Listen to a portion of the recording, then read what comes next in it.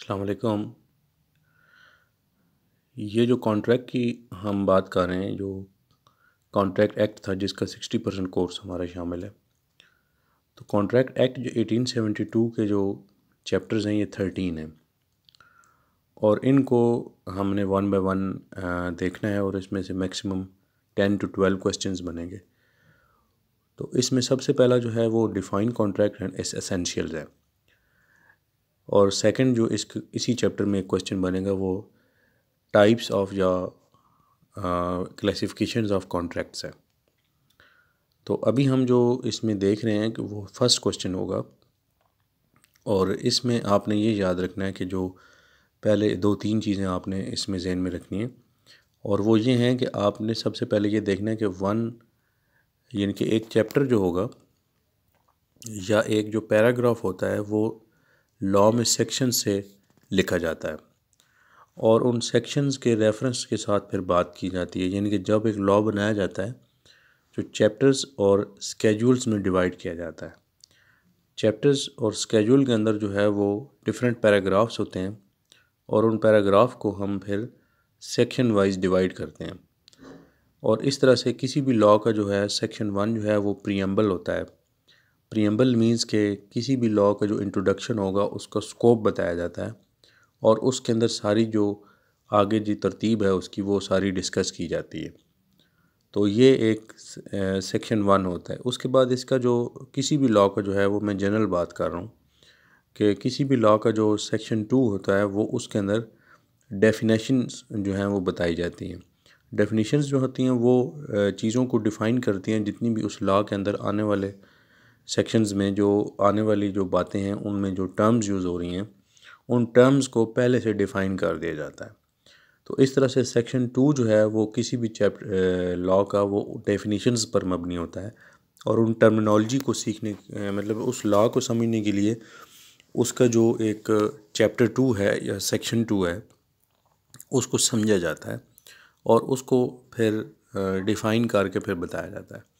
तो हमने सिलेबस की हद तक ये देखना है कि इस पूरे जो हमारे पास कॉन्ट्रैक्ट है इसके जो हैं वो दो पार्ट्स हैं। एक में जो है वो जनरल प्रिंसिपल्स बताए गए हैं जैसा कि पेज नंबर 2 पे आप देख रहे हैं। उसमें सेक्शन नंबर 1 है 1 से लेकर 75 है।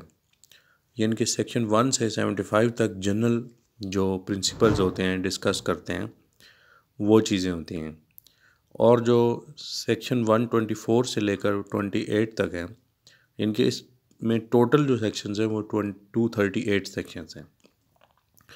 अब जो आप सेकंड देख रहे हैं इसका ग्रुप के जो स्पेशलाइज्ड होते हैं कि जैसे पार्टनरशिप था और बाकी चीज़ें थी, तो वो क्योंकि एक पिछले लेक्चर में हम डिस्कस कर चुके हैं कि 1930 और 1932 में दो जो लॉज हैं वो अलग निकाल दिए गए हैं।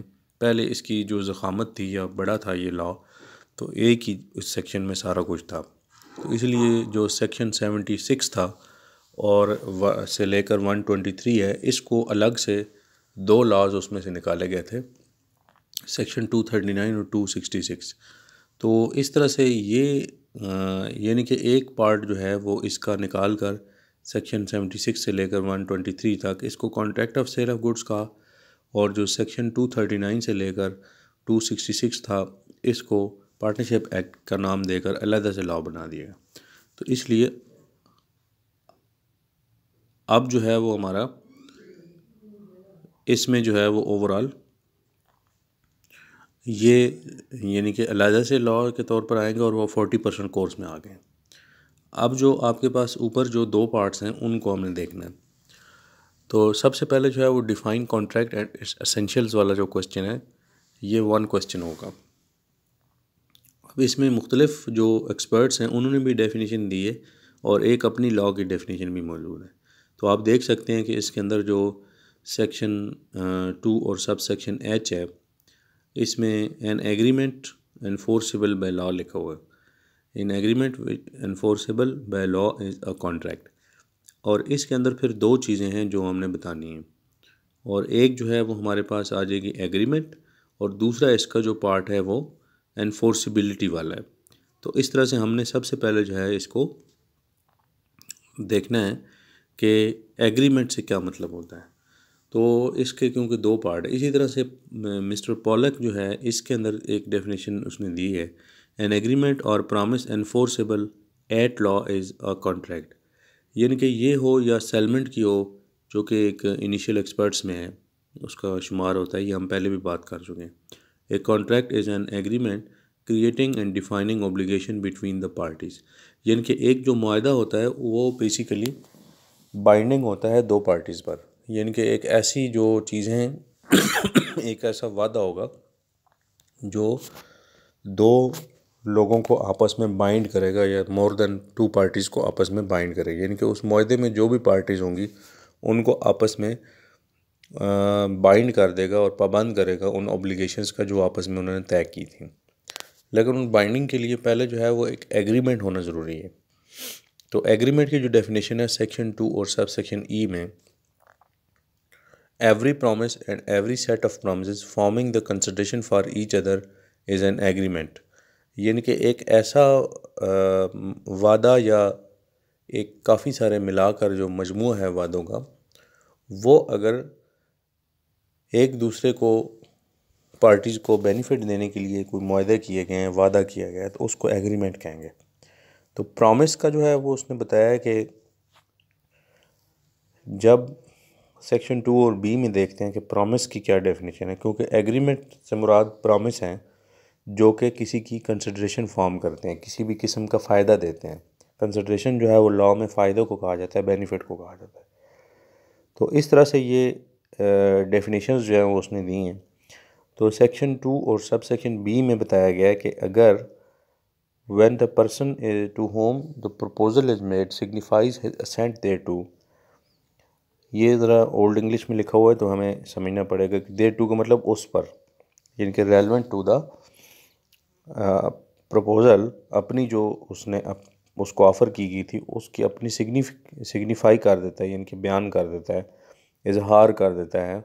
The proposal is said to be accepted, जब अपनी वो मर्ज़ी ज़ाहिर करता है, असेंट ज़ाहिर करता है और उस पर जो उसको ऑफ़र किया गया था तो वो एक प्रॉमिस बन जाएगा। A proposal when accepted becomes a promise. इसी तरह से जो प्रपोज़ल है उसको डिफ़ाइन करने के लिए एक ऑफ़र की डेफिनेशन या प्रपोज़ल की डेफिनेशन होगी, when one person signifies to another his willingness to do और टू अब्सटेन फ्रॉम डूइंग। खैर इसको हम क्योंकि आगे जाकर डिस्कस करना है तो आप इसका बुनियादी नुक्ता जो है वो समझ लें, क्योंकि ये अगला हमारा पूरा एक क्वेश्चन बनेगा जिसको हमने डिफ़ाइन करना है प्रपोज़ल पर। तो फ़िलहाल जो है वो हमने ये देखना है कि भाई कॉन्ट्रैक्ट जो है वो उसको एग्रीमेंट ही कहते हैं, लेकिन जब तक वो इन्फोर्सेबल नहीं होता, वो एग्रीमेंट और कॉन्ट्रैक्ट में ये फ़र्क है कि जो एग्रीमेंट है वो इनिशियल स्टेज है उसकी, और हर एग्रीमेंट जो है वो कॉन्ट्रैक्ट नहीं भी होता, ठीक है, जबकि सब कॉन्ट्रैक्ट जो हैं वो एग्रीमेंट्स होते हैं। तो ये बात भी आपने इसमें नोट करनी है कि all contracts are agreements but are agreements are not contract, क्योंकि जितने भी मुआहदे होते हैं वो तो जो कानून की नज़र में मुआहदे वो कॉन्ट्रैक्ट कहलाते हैं, यानी कि वो एनफोर्सेबल भी होते हैं और पहले से उन पर इत्तफ़ाक़ राय भी मौजूद होता है। और जबकि जो एनफोर्सेबल ना हो, सिर्फ इत्तफ़ाक़ राय मौजूद हो, और बहुत सारे ऐसे सोशल एग्रीमेंट्स हैं वो एनफोर्सेबिलिटी में हम डिस्कस करेंगे। तो ये जो प्रपोज़ल वाला पार्ट है ये हम क्योंकि आगे जाकर डिफ़ाइन करना है इसको, तो वक्ती तौर पर ये समझने के लिए कि जब कोई शख्स अपनी मर्ज़ी ज़ाहिर करता है किसी दूसरे को किसी काम के करने या काम से रुकने के लिए, इस गरज से या इस नज़रिए के साथ या इस माइंड सेट के साथ कि दूसरा बंदा जो है वो उसका रिस्पॉन्स क्या देगा। देखें, एक इन्फॉर्मेशन देनी होती है और एक शेयरिंग करनी होती है, और एक जो है वो बात का जो है वो पहुंचाना इस गरज से होता है, जैसे आप आपस में आप जनरली गॉसिप करते हैं, तो इसका मकसद कोई ऑफ़र एंड एक्सेप्टेंस नहीं करना होता, या कि आपने कोई एक जो है वो आपस में मुआहदा नहीं करना, एक जस्ट इन्फॉर्मेशन शेयरिंग होती है। कन्वर्सेशन जो होती है वो और बात है, मीन्स कि conversation is something different and proposal is something different. जैसा कि इसमें बताया गया कि जो एक बंदा इस गरज से अपनी जो इन्फॉर्मेशन है वो दूसरे को पहुंचाएगा, अपनी बात को पहुंचाएगा और अपनी एक विलिंगनेस देगा, और किसी काम के करने या ना करने की, ठीक है, दोनों बातें हो सकती हैं। तो उसके हिसाब से जो होगा वो हमारे पास जो है वो आएगा। तो इस तरह से हमारे जो होगा उसको हम प्रपोज़ल बना देंगे, तो उसको प्रपोज़ल कहा जाएगा। अगर एक आदमी just for the sake of गपशप एंड गॉसिप जो है वो बात करता है, तो उसको जो है वो हम कभी भी प्रपोज़ल नहीं कह सकते।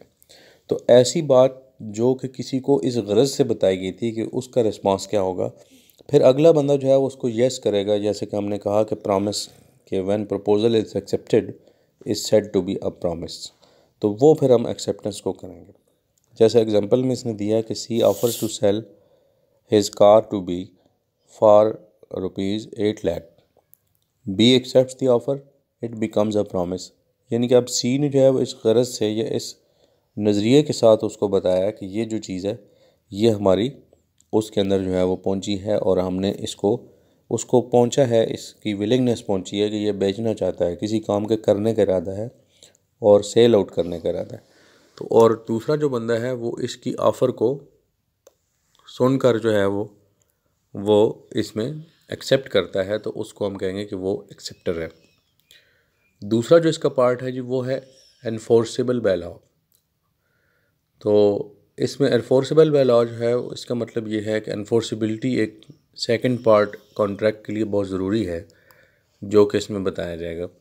तो इसमें बेसिकली जो कॉन्ट्रैक्ट होते हैं वो दो किस्म के होते हैं। एक होते हैं बिज़नेस कॉन्ट्रैक्ट जो कि आपके फाइनेंशियल मैटर्स को डील करते हैं और उसमें फाइनेंशियल इन्वॉल्व होते हैं और एक फाइनेंशियल कमिटमेंट्स होती हैं, और दूसरे बंदे को जो है वो नुकसान होता है अगर आप कमिटमेंट पूरी ना करेंगे तो उसको नुकसान होगा। तो इसमें दो किस्म के हैं, एक हैं सोशल एग्रीमेंट्स और एक होते हैं लीगल एग्रीमेंट्स। तो जो बिज़नेस ओरिएंटेड होते हैं जिसके पीछे एक बिज़नेस ऑब्लिगेशन या लीगल ऑब्लिगेशन होती है या एक बिज़नेस कमिटमेंट होती है या फाइनेंस इन्वॉल्व होता है, उसको हम लीगल एग्रीमेंट कहते हैं। जबकि जो सोशल या रिलेशन की बेस पर बनते हैं, जैसा कि एक फ़ादर जो है वो अपने सन को एक पॉकेट मनी देता है, तो ये एक सोशल एग्रीमेंट है। इसी तरह से एक दोस्त जो है वो दूसरे दोस्त को ऑफ़र करता है खाने की या डिनर की, तो ये एक सोशल एग्रीमेंट है। उसमें कोई फाइनेंशियल बेनिफिट दोनों का इन्वॉल्व नहीं है, एक सोशल बाइंडिंग के तहत वो एक दूसरे को दे रहे हैं, तो उनका टूटना ना टूटना एक ही होता है। तो हमारे यहाँ जो बिज़नेस को हम डिफ़ाइन कर रहे हैं जो कॉन्ट्रैक्ट आता है वो कॉन्ट्रैक्ट बेसिकली सोशल के अलावा जो लीगल एग्रीमेंट्स होते हैं उनके आता है। सोशल उसमें शामिल नहीं होता, उसमें कोई किसी किस्म की एनफोर्सेबल का मतलब होता है बाइंडिंग करना। यानी कि अगर एक बंदा प्रॉमिस करके जो है वो आपको डॉच करा देता है या आपको डिफ़ॉल्ट कर जाता है या आप से वो हेरा फेरी कर जाता है, तो आप उसके ख़िलाफ़ कोर्ट में जा सकते हैं। तो इस वजह से जो आपके पास जो लीगल एग्रीमेंट्स होते हैं वो उनके against in case of default आप कोर्ट में जाते हैं, ठीक है जी। तो ये एक हमारे पास आ जाता है। इसी तरह से इसके एग्जांपल्स भी देख लेते हैं कि इसमें जो एक एग्जांपल है इन्हीं को समझने के लिए कि सी इनवाइट्स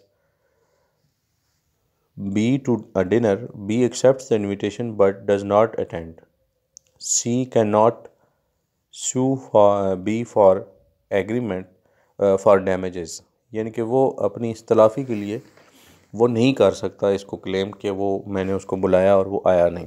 इसी तरह से C promises to sell his car to B for ₹2 lakh, इसमें ज़रा एक फाइनेंशियल ऑब्लिगेशन आ जाएगी और एक क्रिएशन ऑफ लीगल ऑब्लिगेशन होगा, तो ये एक अनफोर्सेबल और कॉन्ट्रैक्ट भी कहलाएगा। और ऊपर वाला जो है जो सोशल है वो कॉन्ट्रैक्ट की डेफिनेशन में नहीं आएगा, it will be consider just as an agreement. अब ये जो हमारा पार्ट है ये यहाँ तक एक पहला उसका हिस्सा उस क्वेश्चन का कंप्लीट हो गया जो हमने डिफाइन करना था। नेक्स्ट जो है वो इसमें अब हम बात करेंगे essentials of a valid contract कि एक मुनासिब या एक एक्सेप्टेबल कॉन्ट्रैक्ट होने के लिए कौन कौन सी जो चीज़ें हैं वो चाहिए होती हैं और उनको किस तरह से हम लेकर चलते हैं। तो इसमें सबसे पहले जो है वो वैलिड कॉन्ट्रैक्ट जो है वो एनफोर्सेबल होगी, यानी कि एक ऐसा कॉन्ट्रैक्ट जो कि टोटली एनफोर्सेबल बाय लॉ है, यानी कि बाइंडिंग है दूसरे बंदे पर और दूसरा बंदा इस बात का पाबंद है लीगली कि वो उस कॉन्ट्रैक्ट की कमिटमेंट्स जो होंगी उनको हर शिक को पूरा करेगा। जो भी उन्होंने आपस में मुआहदा किया है उनका आपस में शिक का होना या हर शिक के ऊपर अमल दरामद होना बहुत ज़रूरी है, तो वो लीगली बाउंड है। तो सेक्शन 10 जो है इसके बारे में बड़ा वाज़ेह है कि all agreements are contracts if they are made by free consent, कि दोनों की आपस में जो मुआहदा है वो आज़ादाना रहा है। कॉम्पिटेंट टू कॉन्ट्रैक्ट यानी कि वो कानूनी तौर पर दोनों इस मुआहदे को कर सकते हों, इसको हम डिफ़ाइन करेंगे आगे। फॉर ए लॉफुल कंसिडरेशन, एक कानून की नज़र में जायज़ जो उनका आपस में मफाद है, and with a lawful object, उनका मकसद जो है वो एक कानूनी है, गैर कानूनी मकासद या गैर कानूनी मफाद के लिए आप इकट्ठे होना लॉ की डेफिनेशन में वो बिज़नेस नहीं आता। जैसे कि एक बंदा स्मगलिंग करता है या कोई और इलीगल एक्टिविटीज़ में है, उसमें फ़ाइनेंशियल बेनिफिट तो है, कमिटमेंट भी फ़ाइनेंशियल है, लेकिन वो कानून के दायरा कार से बाहर है। इसलिए आपको याद होगा कि हमने बिज़नेस को जो डिफ़ाइन किया था वो किया था हमने कि business refers to all those activities which are undertaken to earn profit in a legal way, means कि जो with in the orbit of law होंगी उनको हम जो है वो देखेंगे और उनको बिज़नेस की डेफिनेशन में लेकर आएंगे। तो ये एक उसके एसेंशियल्स हैं, यानी कि कौन कौन से ऐसे ज़रूरी चीज़ें हैं जो कि हमने डिफ़ाइन करनी है।